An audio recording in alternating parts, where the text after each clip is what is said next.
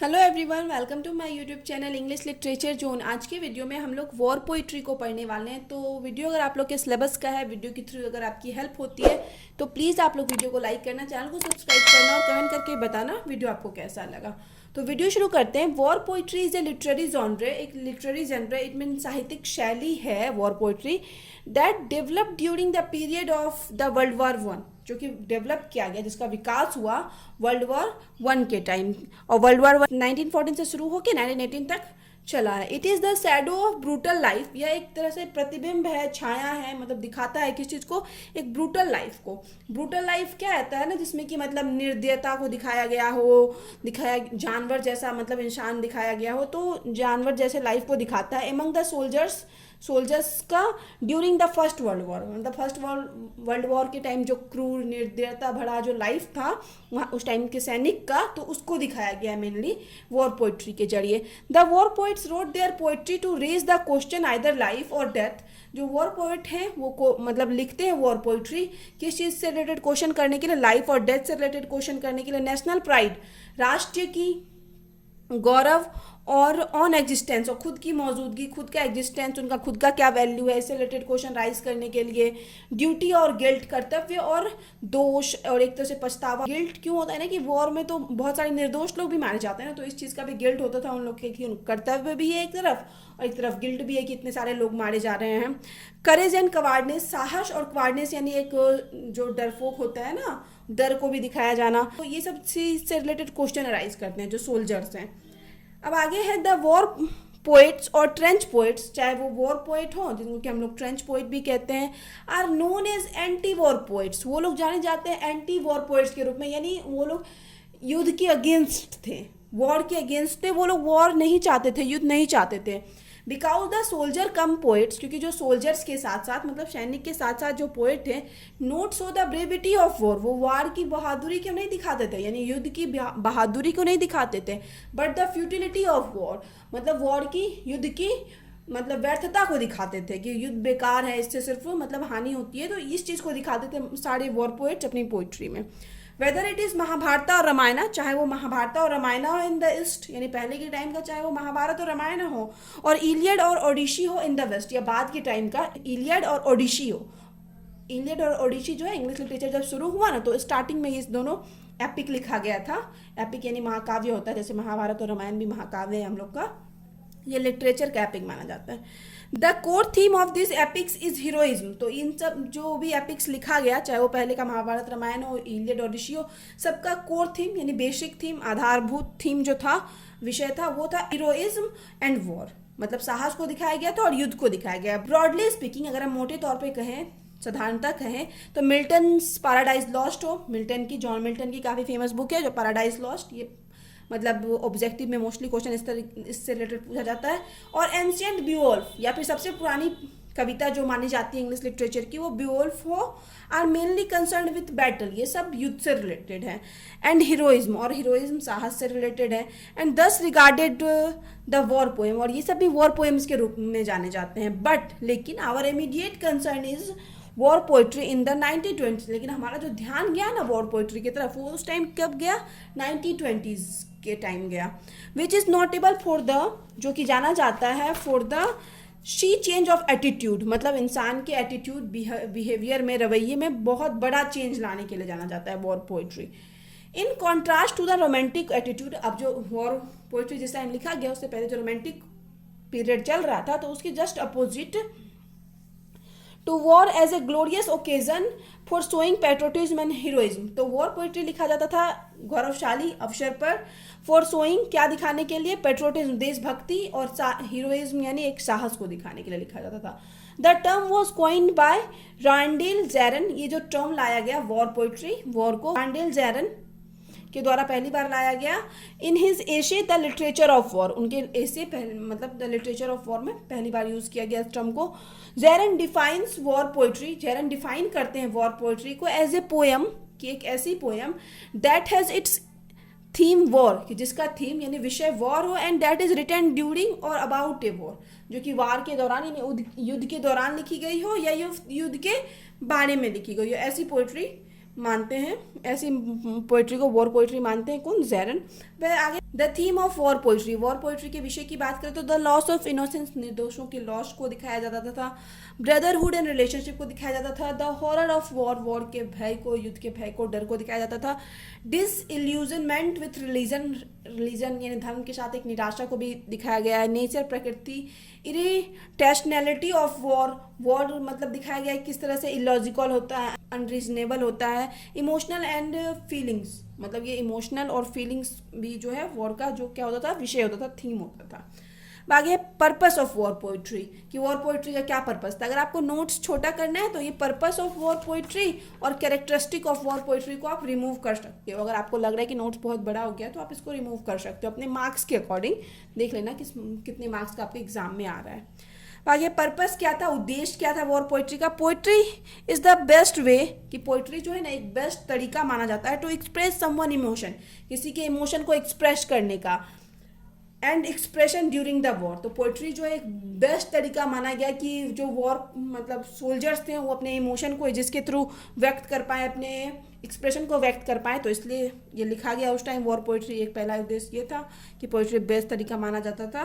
दूसरा है another main reason for writing war poetry, और दूसरा जो रीजन है वॉर पोइट्री लिखने का is to show the true picture of war के रियलिटी को दिखाने के लिए। ठीक है, पेट्रियोटिज्म की बात एक तरफ अलग होती है कि हम लोग के अंदर देशभक्ति है, बट जब युद्ध होता है ना तो इसमें नॉर्मल लोग भी, कितने सारे इनोसेंस, चाहे वो सामने वाला सोल्जर क्यों ना हो, तो ढेर सारा प्रॉब्लम आता है। तो वो दिखाया गया था कि मतलब ट्रू पिक्चर क्या होता है, वार के टाइम, युद्ध के टाइम क्या स्थिति बन जाती है, तो वो दिखाने के लिए मेनली लिखा गया था। It creates a sense of honour, या एक तरह से एक सम्मान की भावना दिखाता है सोल्जर्स के लिए जो वॉर पोइट्री है। करेक्टरिस्टिक ऑफ वॉर पोइट्री की विशेषता के बारे में बात करें, it uses gruesome and showing imagery.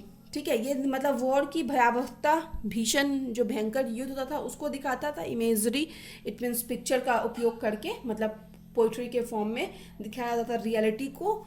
It signed a break off from the contemporary poetic tradition, और एक तरह से ये एक ब्रेक ऑफ था, एक अलग होना था जो परंपरा चला रहा था ना पोइट्री का, कि रोमांटिक पोइट्री लिखा जाएगा, सोसाइटी के बारे में लिखा जाएगा, तो उस चीज़ से एक थोड़ा सा अलग हटके ये लाया गया उस टाइम के सोसाइटी को दिखाने, उस टाइम के सिचुएशन को दिखाने के लिए। It uses the actual language of the man engaged in war, और जो मैन इंगेज थे वॉर में खुद लड़ाई कर रहे थे, जो सोल्जर्स थे, उनके एक्चुअल लैंग्वेज को यूज़ किया गया है, उनके एक्चुअल भाषा को यूज़ किया गया है वॉर पोइट्री में। Realistic document of war with all it's brutality, मतलब रियलिस्टिक डॉक्यूमेंट है वॉर जिसमें कि सारे इसकी ब्रूटैलिटी यानी निर्दयता को, क्रूरता को दिखाया गया है। एक वास्तविक डॉक्यूमेंट मान सकते हैं वॉर पोइट्री को। There is the list of, अब नीचे एक लिस्ट है, of the most prominent anti war poets, प्रमुख जो हैं एंटी वॉर पोइट्स, मतलब जो वॉर के अगेंस्ट थे उनका। Who involve directly into the war, जो कि डायरेक्टली मतलब इन्वॉल्व थे वॉर में, युद्ध में। एंड आई विटनेस टू सी, और आई विटनेस भी है, मतलब वो लोग अपने आँख से देख रखे हैं, मतलब सारे जो पोइट है ना वॉर पोइट्री के, ये सारे सोल्जर्स भी हैं, सैनिक भी हैं, तो ये लोग आई विटनेस है, मतलब अपने आँख से देखे हैं। The brutality in the name of national pride, की नेशनल प्राइड के नाम पे, मतलब राष्ट्रीय गौरव के नाम पे, राष्ट्र गर्व मतलब देश के नाम पे क्या होता है ना, ब्रूटैलिटी, निर्दयता को दिखाया जाता था वॉर में। एट द बैटलफील्ड में यानी युद्ध के मैदान में कैसे निर्दयता को दिखाया जाता था नेशनल प्राइड के नाम में। तो हम लोग देखते हैं कौन कौन पोइट हैं। पहले है विल्फ्रेड ओवन, फिर है Siegfried Sassoon, Robert Graves, Isaac Rosenberg, Rupert Brooke, Edward Thomas, ये सब काफ़ी फेमस वॉर पोइट्स हैं। अब आगे है विल्फ्रेड ओवन के बारे में पढ़ेंगे। ठीक है, तो इनका जो बर्थ हुआ 1913 में हुआ और 1918 में इनकी डेथ हो गई। ये लिखना कंपलसरी नहीं है, ये मतलब हम ऐसे मेंशन कर रखे, ये कंपलसरी नहीं है कि आप अपने नोट्स में ये मेंशन करो, ये बहुत इंपॉर्टेंट ऐसा नहीं है। Owen was one of the most prominent anti war poet, एक प्रमुख एंटी वॉर पोइट थे during the first world war के time, as well as a soldier, और साथ में सोल्जर्स भी थे, सैनिक भी थे। He wrote many poems about war, युद्ध के बारे में ढेर सारी पोएम लिख रखे, but only 5 poems were published in his lifetime, लेकिन जब तक वह जीवित रहे तब तक सिर्फ 5 पोएम को ही पब्लिश करवाया गया। But most important poems are published posthumously, मतलब मरने के बाद बहुत सारा जो इंपॉर्टेंट पोएम्स है ना उनके मरने के बाद पब्लिश करवाया गया। अब आगे है futility, strange meeting, anthem for doomed youth, फिर आगे है dulce et decorum est and insensibility are his most famous most important poem, ये सब जो है ना उनका मोस्ट इम्पॉर्टेंट वॉर पोएम है, जिसमें वो युद्ध के बारे में लिखते हैं। इन हिज पोएम, वह मतलब अपने पोएम में, ही सोड the terror of trenches, trenches यानी युद्ध हो जाता है तो एक युद्ध के डर को दिखाते थे जो, ठीक है। The pitiful shadow of the soldiers, एक पिटीफुल मतलब जिसके लिए दया हो, करुणा हो, उसके सोल्जर्स के लाइव्स के सैडो को, एक छाया को, एक प्रतिबिंब को दिखाते थे कैसा सोल्जर्स का लाइफ होता था उस time. He wrote about war poems in preface of edition, अपने प्रीफेस मतलब जब प्रीफेस लिखे थे ना अपने बुक का, तो उसमें प्रीफेस ऑफ एडिशन में वो लिखते हैं ये line, this book is not about heroes, की यह बुक जो है हीरोज के बारे में नहीं है, नॉर इज अबाउट डिड्स, ना उनके कामों के बारे में, lands, nor nothing about glory, ना ही ग्लोरी से रिलेटेड है कुछ, ऑनर, माइट, मजेस्टी, डोमिनियन और पावर एक्सेप्ट वॉर, मतलब इन सब चीज़ से रिलेटेड नहीं है कि हम दिखाएंगे सोल्जर्स कितना अच्छा किया, ये किया, क्या काम किया, तो इन सब से रिलेटेड नहीं है। वो क्या बोलते हैं, माई सब्जेक्ट इज वॉर, कि मेरा सब्जेक्ट विषय जो है वो वॉर है, and the pity of war, और वॉर के एक पिटी को दिखाना है, ठीक है, एक डर को दिखाना है। अब आगे है साइगफ्रेड सेशन की बात करते हैं, तो वो इनका बर्थ 1886 में हुआ था और 1967 में इनकी डेथ हुई थी। तो इनका देख सकते हैं कि ये 1893 में तो इनका बर्थ थी, वॉर 18 में डेथ हो गया, इट मीन्स वॉर के टाइम ही इनकी डेथ हो गई थी। अब आगे हैं, war poetry is not complete without the work of Siegfried Sassoon, तो बिना साइगफ्रेड सेशन के वर्क को मेंशन किए हुए वॉर पोइट्री कंप्लीट नहीं हो सकती। Who was awarded the Queen's medal for poetry in 1957, जिनको मतलब क्वींस मेडल दिया गया 1947 में उनकी पोइट्री के लिए। He was not only a poet but also a soldier, वह भी एक सिर्फ पोइट नहीं थे बट सोल्जर भी थे। ही शुक द लिटरेरी वर्ल्ड, शुक यानी मतलब क्या होता है ना, पूरा वर्ल्ड, लिटरेरी साहित्यिक वर्ल्ड को हिलाकर रख दिए थे। To write his angry and compassionate poems, अपना एंग्री मतलब गुस्सा भरा और कंपैशनेट जुनून से बड़ा पोएम्स लिख के अबाउट वर्ल्ड वार वन से रिलेटेड पोएम, जिसने गुस्सा और जुनून को दिखाए थे अपने, तो उससे पूरा क्या हुआ था, लिटरेरी वर्ल्ड उस टाइम का हिल गया था। शहजान wrote of the horror and brutality of trench warfare, तो वही है कि अर्थहीन जो युद्ध होता है, जो अर्थहीन युद्ध था, तो उसके हॉरर, डर को, ब्रुटैलिटी, निर्दयता को दिखाते थे। And ironically criticize those man who were the blind supporters of brutal war, और उन लोगों को क्रिटिसाइज भी करते हैं, मतलब व्यंग भी करते हैं उन लोगों पे कि जो है ना ब्लाइंडली मतलब एक अंधे की तरह किस वॉर को सपोर्ट करते थे। अब आगे है, the hero, counter attack, the death bed attack, memorial tablet, banishment and the last meeting are most important poem written by him, ये सब उनका जो है काफ़ी इंपॉर्टेंट पोएम है। He wrote in his poems trench duty, अब मतलब एक युद्ध जो होता था, अर्थहीन जो युद्ध होता था उसके ड्यूटी के बारे में लिखते थे। He the extreme situation of the soldiers, और सोल्जर्स के साथ जो एक्सट्रीम सिचुएशन आता था उसके बारे में लिखते हैं अपनी पोइट्री में। अब आगे रॉबर्ट ग्रेव्स की बात करते हैं। Robert Graves was a great writer, poet, novelist, सारा कुछ थे, राइटर भी थे, पोएट भी थे और नॉवलिस्ट भी थे Robert Graves. He serves as a captain in world war one में कैप्टन के रूप में काम किया। He was a good friend of Siegfried Sassoon जो थे उनके काफ़ी अच्छे फ्रेंड थे Robert Graves. He was badly wounded in first world war में ये पूरी तरह से बहुत मतलब बुरी तरीके से क्या हो चुके थे, घायल हो चुके थे, ठीक है, वुंडेड, जख्मी हो चुके थे, एंड रिपोर्टेड डेड, और मान लिया गया था कि वो मर चुके हैं। But he returns few month later, लेकिन कुछ समय बाद वो फिर खुद से वापस आए, मतलब इनको मान लिया गया था एक टाइम के लिए कि वो अब मर चुके हैं। Among his world famous poem, उनके जो वर्ल्ड फेमस पोएम में इनको शामिल है good by two all that and the white goddess. अब आगे है